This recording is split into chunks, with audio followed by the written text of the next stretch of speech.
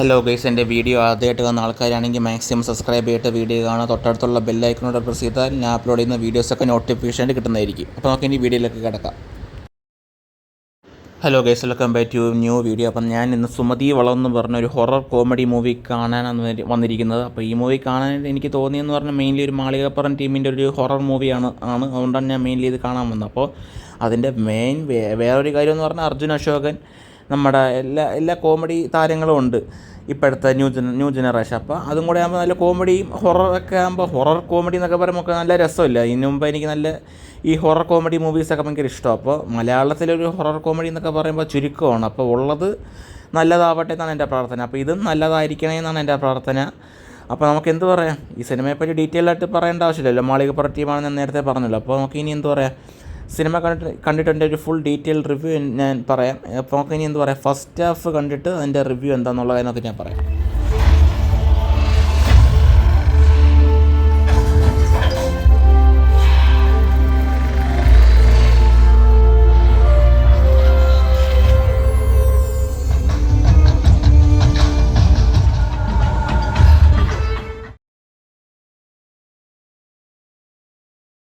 അങ്ങനെ പടം first half കണ്ട് കഴിഞ്ഞിരിക്കുകയാണ് ഗൈസ്. ഒരു ആവറേജ് മൂവി എന്നേ പറയാൻ പറ്റുള്ളൂ. നമുക്ക് സ്ഥിരം ഒരു കോമഡി സിനിമ ഹൊറർ മൂവി കാണുന്ന പോലെ ഒരു ടിപ്പിക്കൽ കഥ തന്നെയാണ്. നമുക്ക് മെയിൻലി സുമതി വളവെന്നുള്ളൊരു ബേസ് ചെയ്ത കഥയാണല്ലോ. ആ സുമതി വളവ് എന്നുള്ള സ്ഥലത്തിലെ പ്രേതത്തിനെ ബേസ് ചെയ്ത കഥയാണ്. പക്ഷേ ശരിക്കും സുമതി വളവ് ട്രിവാൻഡ്രത്താണ്. പക്ഷേ ഈ സിനിമ കാണിക്കുന്നത് എറണാകുളം, അങ്ങോട്ട് ഏതൊരു ജില്ലയിലാണ് സുമതി വളവ് കാണിക്കുന്നത്. അപ്പോൾ അത് കുറച്ചും കൂടി റിയലിസ്റ്റിക് ആക്കായിരുന്നു. എന്താ പറയുക, ട്രിവാൻഡ്രത്തെ കാണിച്ചിരുന്നെങ്കിൽ അത് കൊള്ളായിരുന്നു. അപ്പോൾ ഏത് സ്ഥലത്ത് കാണിച്ചാലും സുമതി വളവ് തന്നെയല്ലോ. അപ്പോൾ എന്താ പറയുക, ഒരു ഫസ്റ്റ് ഹാഫ് കണ്ടിട്ട് അങ്ങനെ പേടിപ്പിക്കുന്ന രീതിയിലൊക്കെ ഉണ്ടെങ്കിൽ അങ്ങനെ എന്തുമാത്രം പേടിപ്പിക്കും എന്നുള്ളത് എനിക്കൊരു ഉറപ്പില്ല. കാരണം ഇതിലും നന്നായിട്ട് പേടിപ്പിക്കുന്ന സിനിമ മലയാളത്തിൽ ഇറങ്ങിയിട്ടുണ്ട്. എസ്ര അങ്ങനത്തെ മൂവീസൊക്കെ ഇതിലും നന്നായിട്ട് പേടിപ്പിക്കുന്ന സിനിമാസായിരുന്നു. അപ്പോൾ എന്താ പറയുക, ഇതങ്ങോട്ടങ്ങ് വർക്കായില്ല. ചുമ്മാ കണ്ടുകൊണ്ടിരിക്കുക. ഒരു കോമഡി രീതിയിലൊക്കെ ആണെങ്കിൽ ജസ്റ്റ് വൺ ടൈം വാച്ചബിളെന്ന് എനിക്ക് ഫസ്റ്റ് ഹാഫ് വരെ കണ്ടപ്പോൾ തോന്നിയത്. ഇനി സെക്കൻഡ് ഹാഫ് അങ്ങനെ എന്താണെന്ന് എനിക്ക് അറിഞ്ഞൂടാ. ഒരു ആവറേജ് മൂവി. അതുപോലെ തന്നെ എല്ലാവരുടെയും ആക്ടിങ് ഒക്കെ കൊള്ളായിരുന്നു. അർജുൻ അശോകൻ്റെ ആക്ടിങ് കൊള്ളായിരുന്നു. അതുപോലെ തന്നെ നമ്മുടെ പണി മൂവിയിൽ നമ്മുടെ ജോജു ജോർജിൻ്റെ ഒരു ഫ്രണ്ട് വരുന്നില്ലേ, അയാളുടെ ആക്ടിങ് നല്ല രസമുണ്ടായിരുന്നു ഈ സിനിമയിൽ. അയാളിനകത്തൊരു പോലീസുകാരനായിട്ടാണ് വരുന്നത്. അതുപോലെ തന്നെ മിക്ക ആക്ടേഴ്സും ഉണ്ട്. സൈജു കുറുപ്പുണ്ട്, നമ്മുടെ സിദ്ധാർത്ഥ് ഭരതനുണ്ട്. പിന്നെ അതുപോലെ തന്നെ ഉപ്പുമുളകിലെ ബാലുവിൻ്റെ അച്ഛനില്ലേ, ഉപ്പുമുളകിലെ ബാലുവിൻ്റെ അച്ഛൻ, അയാളൊക്കെ നല്ല രീതിയിൽ ആക്ടിങ് ചെയ്തിട്ടുണ്ട്. എനിക്ക് പേഴ്സണലി കുറച്ചുകൂടി ഇഷ്ടപ്പെട്ട സിദ്ധാർത്ഥ് ഭരതൻ്റെ ആക്ടിങ് ആയിരുന്നു എനിക്ക് കുറച്ചും കൂടെ നല്ല ഇമ്പാക്റ്റ് തോന്നിയത്. ആ ഇൻ്റർവെൽ സമയത്തുള്ള ഒരു പഞ്ചില്ല, ഇൻ്റർവെൽ പഞ്ചില്ല, പക്ഷേ എന്നാൽ ആ ഇൻ്റർവെല്ലിൽ കാണിച്ചിരിക്കുന്ന പ്രേത സീനൊക്കെ ആ BGM വൈസ് കൊള്ളായിരുന്നു. അല്ലാതെ പേടിപ്പിക്കാനായിട്ടുണ്ടോ എന്ന് ചോദിച്ചാൽ ഇല്ല.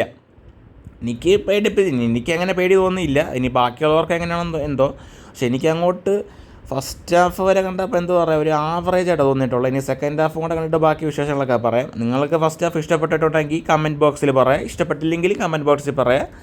അപ്പോൾ നമുക്ക് എന്ത് ചെയ്യാം, ഇനി സെക്കൻഡ് ഹാഫും കൂടെ കണ്ടിട്ട് ബാക്കി വിശേഷങ്ങളൊക്കെ പറയാം. അങ്ങനെ കഴിച്ച പടം സെക്കൻഡ് ഹാഫും കണ്ട് കഴിഞ്ഞിരിക്കുകയാണ്. എന്താ മൊത്തത്തിൽ 2 മണിക്കൂർ 17 മിനിറ്റാണ് ഈ സിനിമയുടെ ലെങ്ത്ത് വരുന്നത്. എനിക്ക് സെക്കൻഡ് ഹാഫ് കണ്ടപ്പോൾ എനിക്ക് ഫസ്റ്റ് ഹാഫ് കണ്ടതിൻ്റെ ഒരു ഇഷ്ടം സെക്കൻഡ് ഹാഫ് കണ്ടപ്പോൾ തീർന്നു. സെക്കൻഡ് ഹാഫ് ഫസ്റ്റ് ഹാഫ് വെച്ച് അപേക്ഷിച്ച് സെക്കൻഡ് ഹാഫിൽ ഒന്നുമില്ല. എനിക്ക് ഒട്ടും ഇഷ്ടമില്ല സെക്കൻഡ് ഹാഫ്.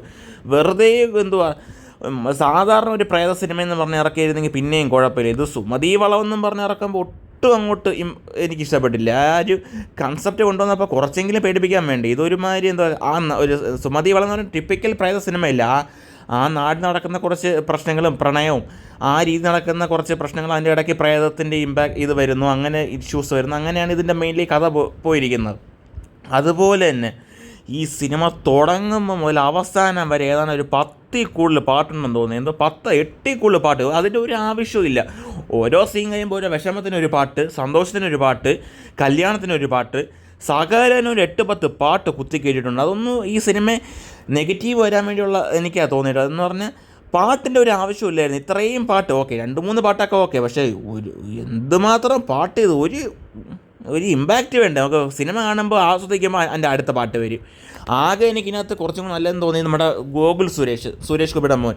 ആ മാധവ് സുരേഷിനേക്കാളും കുറച്ചും കൂടെ നന്നായിട്ട് ആക്ടിങ് ചെയ്തിട്ടുള്ളതെന്ന് പറഞ്ഞാൽ ഗോകുൽ സുരേഷ് എന്ന് പറയുന്നത് മാധവ് ഇല്ലെന്നല്ല, മാധവ് സിനിമയിനകത്തില്ല. JSK വെച്ച് അപേക്ഷിക്കുമ്പോൾ ഗോകുൽ സുരേഷ് ഇതിനകത്ത് നന്നായിട്ട് അഭിനയിച്ചിട്ടുണ്ട്. നല്ല രീതിയിൽ ആ സുരേഷ് ഗോപിയുടെ ഒരു മുഖച്ഛായൊക്കെ ഇതിനകത്ത് ഗോകുൽ സുരേഷിന് നന്നായിട്ട് വന്നിട്ടുണ്ട് ഓരോ സീനൊക്കെ കാണുമ്പോൾ.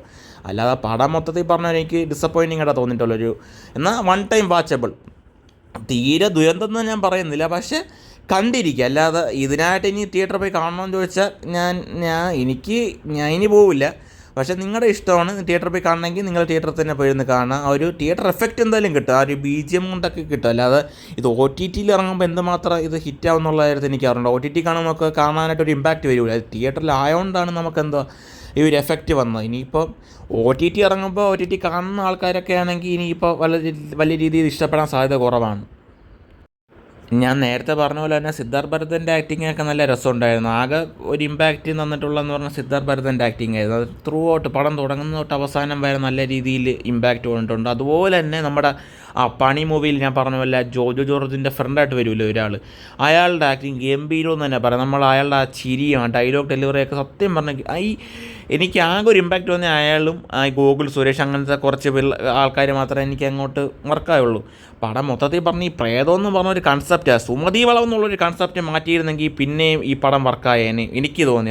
ഈ സുമതി വളവ് കൊണ്ടുവന്നിട്ട് ഇത് സത്യം പറഞ്ഞ പ്രേതത്തിനെ കാണിക്കുന്നില്ല. ആകെ ഏതോ ഒരു ഫസ്റ്റ് സീനിലും ഏതോ ഇൻ്റർവൽ സീനിൽ അങ്ങനെ സുമതിയെ കാണിക്കുന്നുള്ളൂ. അല്ലാത്ത പക്ഷം സുമതിയെ കാണിക്കുന്നേ ഇല്ല. ചുമ്മാ ഓരോരുത്തരുടെ അകത്ത് പ്രേതം കയറുന്നു, അങ്ങനെ അതിനകത്ത് മെയിൻലി കാണിച്ചിട്ടുള്ള.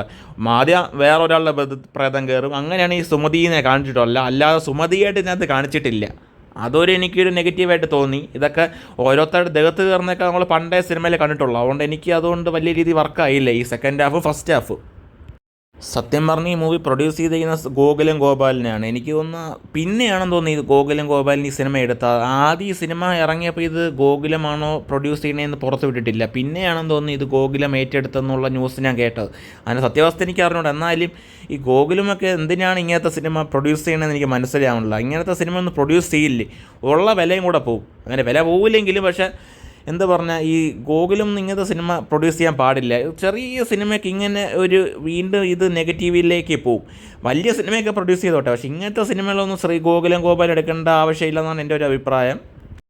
മൊത്തത്തിൽ പറഞ്ഞാൽ പടം ഒരു ആവറേജ്, ഒരു 10 ഒരു 6.55 കൊടുക്കുക, അത്രേ ഉള്ളൂ. അതായത് വൺ ടൈം വാച്ചബിൾ. തിയേറ്ററിൽ കണ്ട ഒരു എഫക്റ്റ് വരും, അത്രേ ഉള്ളൂ. അല്ലാതെ വേറെ വലിയ ഗുമ്മൊന്നും എനിക്ക് തോന്നിയില്ല. എന്നാലും ഒരു തിയേറ്റർ വാച്ച് ഉണ്ടെന്ന് വെച്ചാൽ ഉണ്ട്, എന്നാൽ ഇല്ല. ചിലവർക്ക് ഇഷ്ടപ്പെടാനും സാധ്യത കുറവായിരിക്കും. എന്തായാലും ഞാൻ ഒരു 10 ഒരു 5 കൊടുക്കുന്നുള്ളൂ റേറ്റിംഗ്. നിങ്ങൾ ഈ സിനിമ കാണാത്ത ഒരാളാണെങ്കിൽ മാക്സിമം തിയേറ്ററിൽ തന്നെ പോയി കാണുക. അത് നിങ്ങളുടെ ഒപ്പീനിയൻ ആയിരിക്കും. നിങ്ങൾക്ക് ചിലപ്പോൾ ഇഷ്ടപ്പെടാൻ സിനിമ എനിക്കെന്തായാലും ഒരു ബിലോ ആവറേജായിട്ട് തോന്നി. ഇതിനേക്കാൾ നല്ല പ്രയ സിനിമ മലയാളത്തിലുണ്ട്. എസ്ര ഹൊറർ കോമഡിയായിട്ട് പോലും ഹലോ മമ്മി ഉണ്ട്. എനിക്ക് അത് നല്ല രീതിയിൽ ഇഷ്ടപ്പെട്ട സിനിമയായിരുന്നു ഹലോ മമ്മി. അതുപോലെ നല്ലൊരു സിനിമയാണ്, ഹൊറർ പ്ലസ് കോമഡി സിനിമ. പക്ഷേ അത് നല്ല രീതിയിൽ കോമഡിയും വർക്കായിട്ടുണ്ട്. അതുപോലെ തന്നെ ഹൊറർ ഇല്ലെങ്കിൽ ആ കോമഡിയെങ്കിലും വർക്കായിട്ടുണ്ട്. പക്ഷേ ഇതിൽ അതൊന്നും ഇല്ല. ഇത് എൻ്റെ മാത്രം അഭിപ്രായമാണ്. അപ്പോൾ നമുക്കിനി വരുന്ന എൻ്റെ വീഡിയോ ഇഷ്ടപ്പെട്ടെങ്കിൽ ലൈക്ക് ചെയ്യുക, ഷെയർ ചെയ്യുക, സബ്സ്ക്രൈബ് ചെയ്യുക. തൊട്ടടുത്തുള്ള ബെല്ലൈക്കണോട് പ്രസ് ചെയ്താൽ ഞാൻ അപ്ലോഡ് ചെയ്യുന്ന വീഡിയോസൊക്കെ നോട്ടിഫിക്കേഷൻ കിട്ടുന്നതായിരിക്കും. ഇനി എൻ്റെ ആകെയുള്ളൊരു പ്രതീക്ഷ എന്ന് പറഞ്ഞാൽ ഇനി ഓഗസ്റ്റ് 14 ഇറങ്ങുന്ന കൂലി, അത് നല്ലൊരു ഓളം ഉണ്ടാക്കുമെന്ന് എനിക്ക് തോന്നുന്നു. കാരണം ലോകേഷ് പ്ലസ് രജനി അത് കേൾക്കുമ്പോൾ തന്നെ ആൾക്കാർ ഇടിച്ച് കയറും ഫസ്റ്റ് ഡേ തന്നെ. അപ്പോൾ നമുക്കിനി അന്ന് കാണാം. ബൈ.